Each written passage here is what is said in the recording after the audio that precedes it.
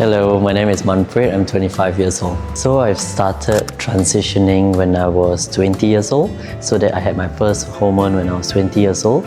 And then at 22 years old, which is in 2022, I had my full mastectomy here at Kamol Hospital as well, with a double incision and a nipple graft.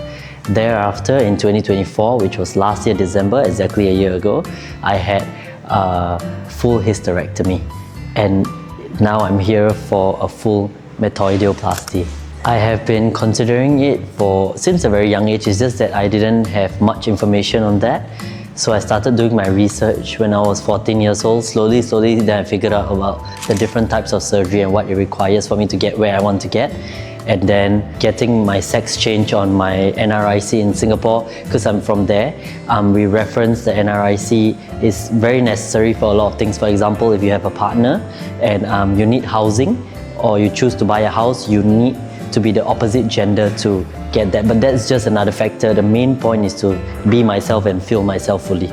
So for the consultation, I went in there. It's very quick, very smooth, and he's straight to the point. So he says, okay, lie down, okay, so you're here for this. For myself, it's a full metoidioplasty with the lengthening and the scrotum and everything, so the whole thing. And he said, okay, you lie down, let's take a look.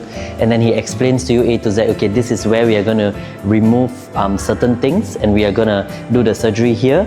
And then after that, we sit down and he explains to me the side effects. We're going to put the catheter on for this long, and then the length of the hospital stay, and after that the follow-up as well, what's going to happen. So everything was very smooth.